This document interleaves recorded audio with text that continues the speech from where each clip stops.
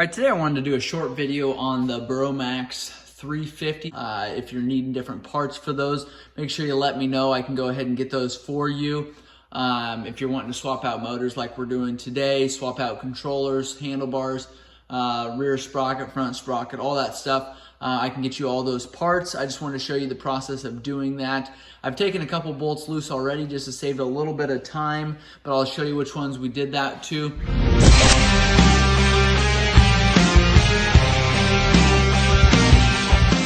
Doing here, we've got the 450 motor on the back of this one here, so we're actually going back to the 350 model. All right, the first thing we're going to do, we're going to go ahead and get into what they call the motor, which is the controller of the bike is right here. The battery's under this cover here. Obviously the ignition switch is here. We've got the high and low button toggle here, and I can show you that a little more detailed once we get into that cover. We've got two small Allen black bolts here that you want to remove to get into the motor there. They're a 4mm bolt. There's just two of them, and then you can actually just take and pull that cover off. They've got two tabs underneath here. Make sure you don't break those off at any point. Underneath here, you'll see the lithium-ion battery. This is a 24-volt, 10 amp hour, 240 watt, and it says Burromax on it. And we can go ahead and remove those. Also 4mm Allen to get this clamp out here. Right here, right beside the ignition switch, you'll find the toggle button. And that's obviously to slow it down and speed it up. We've done other videos on how to do that and the speeds, etc. Gonna go ahead and pull this bolt out here. We're gonna go to this side here, pull this one out. We got both of those out. Now the next thing you're gonna do, pull that clamp off of there. Now we're gonna pull this battery out. You wanna be careful because we got a wire lead sitting right there. All right, there's the battery there. Go ahead and remove that. It's just a white connector on this one. You may have a little bit different depending on the year model on yours, but there's the battery there. Not very heavy. Looks like that there. Performance, safety, long life, lithium ion, and Burromax battery there. So that is out. We've got our controller up in here. What I'm gonna do is take this side cover off so we can get to our controller, as well as pull our seat and that panel assembly. I'm gonna go to the back here, and I've got a 5mm Allen. I'm gonna, right in front of the tail light is gonna be two Allen bolts. We're gonna have to remove these. All right, we've got the two Allen screws off the back. Now we're gonna be able to lift our seat up. There's our seat there, just pulls right off. Obviously we haven't taken all the plastic off here, and we can do that at this time.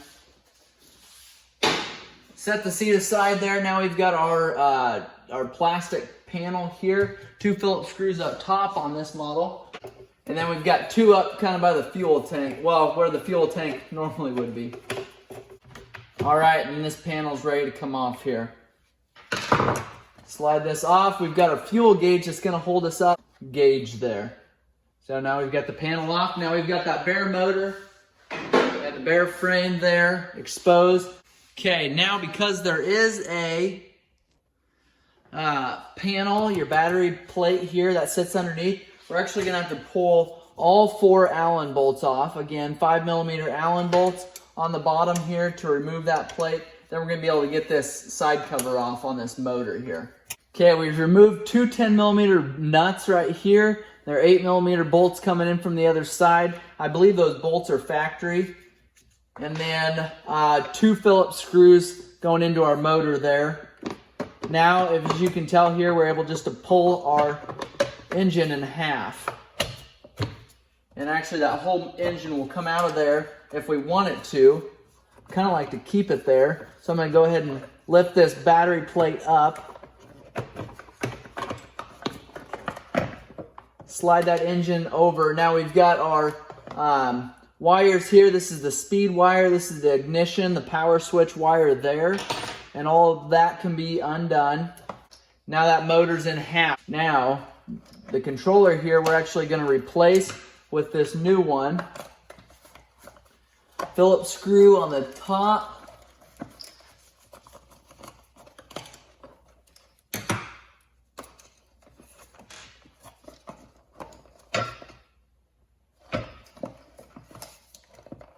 And then it just slides out the bottom there. Now I'm going to grab the other controller here so that I'm making sure I'm getting the right wires in the right places. Here's our new controller. Okay, we've got charger here. We've got our battery here. Obviously, it's going to sit like this. We've got this white and blue that's going to go to our motor. And our motor here. Now, there's a rubber grommet around this motor one that we'll want to make sure we get back on there. That way we are not getting water or moisture in there. Okay, I'm going to slide that screw in there. Make sure it slides on that post at the bottom there. Okay, now we'll start hooking up wires. All right, all those are hooked up now. Kind of shove those back into place there so they're not in the way. Okay, I'm going to go ahead now and take some time to zip tie this. I'm going to take and actually zip tie these wires into place here just to hold them up while we finish. So zip tying right now the blue yellow wires just to hold it there. Don't forget you've got a rubber grommet that goes on there. You want to do that before we get too far. Again, that's just to seal things so it doesn't leak and doesn't rub the wires. You don't want those wires getting rubbed. And I'm going to grab the other half of the engine case. I'm going to plug in our speed wire and our ignition switch wire. This case cover on here. And you kind of got to work it into place because you've got these two posts for this battery that's going to be in your way a little bit. You want to make sure you don't push these bolts through if you haven't taken those out. Slide those into place. Make sure our holes on the bottom there are going to line up. We can take now and put our 5mm Allens in. All right, we've taken and plugged that battery in. We've shoved that in all the way. You want to make sure you're not obviously pinching stuff in behind there. And then we're going to grab our Allens here. They're the smaller ones, so it takes a 4mm Allen wrench. And we're going to slide those in there. Snug those up. Then we're going to take and put our Phillips screws in on either side here.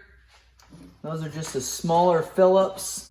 We've got our two 10mm nuts here. These are lock nuts, so that we don't have to worry about those coming loose. Okay, what I've done here is taken a 6x6 block. It sits right underneath of those pegs there, holds that up. I just need to be able to get this rear tire off. What I'm gonna do is pull this rear sprocket off. I also need to pull this chain off here and going to replace that motor. Okay, I've got a 17mm nut on this side and a 12mm bolt on the other. Nut is off of there. There's a lock washer and a washer. And slide that out of there. All right, got that slid all the way off. All right, getting all four of these screws pulled off here on the bottom of this motor. Another thing I'm gonna do before we get too far in loosening this up is actually break our chain free. So I'm gonna spin. Okay, you see our master link is here. And you may not be able to see that because it's pretty small, but I'm gonna get in here with a screwdriver and push this clip off of there. Clip is off. Now we can slide our link out of there. Now our chain is going to be ready to come off of there. We'll finish taking off our motor here. Motor's ready to come out. Slide the motor out. Okay, this is the 450 motor here, along with the 450 controller. All right, and just barely do we need to take this rear shock loose. So you can do that a couple different ways. You've got bolts coming down here, which is the way we're gonna do it, so we can just use an impact, take these bolts off, and lift that up. Okay, now we're able just to lift it up just like that. Pretty easy to do. Set this back down in there. Okay. Now I'm gonna leave that off of there because that has allowed us the weight to kind of drop down in the front by having this motor off of here.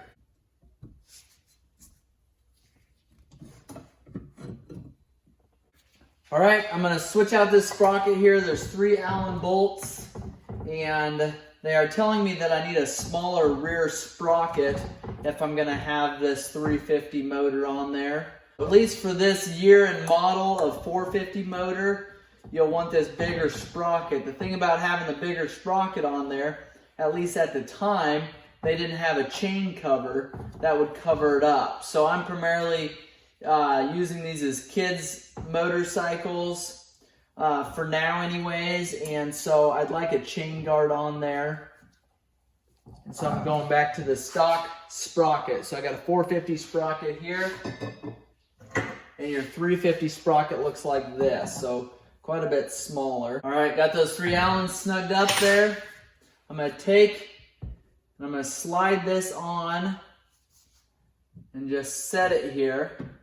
Slide it in the brake caliper there. Okay, I've got a new chain that I'm gonna put on there. Comes with a master link. Before I get too far, I'm gonna go ahead and slide my axle in there along with my spacers. I'm gonna start with the other side.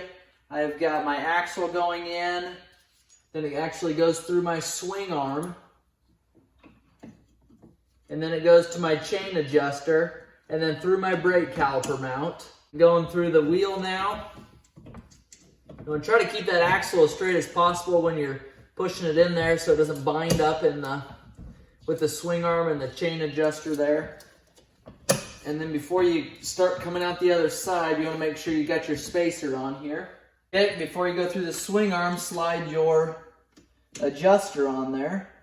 So these adjusters act as kind of a spacer. Typically you'd have these adjusters out here where you could see them going back and forth like this. These actually go behind. And keep on pushing until you get it through. Make sure your chain adjust is where you need it to be. Make sure your spacers are in the right place.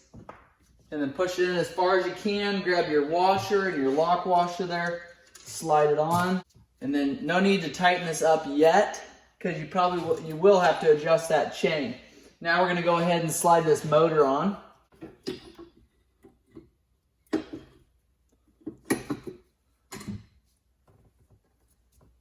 Set it down in there. I'm going to go ahead and put a couple bolts in here just to hold that in place. Don't forget your wire connector. And then we'll have to put a shock bolts back in the top there. Again, those are 10 millimeters.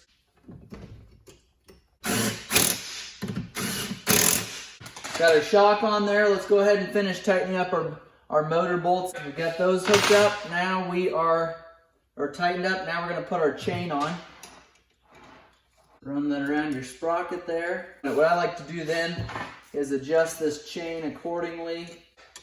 So we won't be able to loosen this wheel very far without loosening up this caliper mount on the other side. They all kind of slide together. You have to loosen that up. Now we can slide that in as far as we need to. So we've got that chain adjusted to where we need it to be at. Then I take my master link here, slide it in from the back. I know this is going to be a little hard for you guys to see. Okay, we've got our master link ready to go in here. I've got our two ends of our chain here right up to where they need to be. Slide that master link in there. These clips are extremely small. Slide that in. Then I suggest maybe grabbing a small pair of needle nose pliers. Push that clip into place there. It's going to be even so small for you guys to see. Might be able to do it with a flat screwdriver here, but you just want to make sure that these are in the correct position. There we go. Make sure it seats properly into that groove there. Okay, once we get that into place there, we need to adjust our chain properly. That's going to be a little bit snug there. Once we get our chain on here, we're going to tighten up our axle now, 17 millimeter and the 12 millimeter. And I'm going to snug it up quick with the impact, and I'll torque it down to where it needs to be at. Make sure our chain is where it needs to be at. And then don't forget you have your bolt on your caliper mount on the other side. Takes an Allen and a 10 millimeter. And that needs to be tightened up. Okay, that's good to go. We'll go ahead and put our chain guard on now. Put our engine cover on. Slide that on there. Remember the 2 tabs in the bottom. Slide down first. Just kind of lay it in there flat. Our 2 4 millimeter Allens are here. Those are snugged up. Now we're going to get our panel on here. Connector here for our gauges. We've got our gauge wires on there. We've got our front tab up here that's going to sit in that grommet. And then obviously we've got our 4 Phillips screws that we're going to put in place there. 4 Phillips screws, the larger silver ones. Those 4 Phillips screws tightened up. Now we're going to put our seat on. Slide the tab of the front of the seat into there. And then you've got the 2 6mm Allens in the back here. We've got our Burromax 350 back in working order. Again, key switch is here. Turn that on, hit the throttle, and go. You're all set. If you got questions on this, make sure and leave those in the comments below. If this video has been helpful at all, make sure you like and subscribe. Also, check out our other videos. We'll do a handful more on the actual Burromax, and then we've got hundreds of other videos on makes and models of different four-wheelers and motorcycles that we're servicing. Thanks for watching.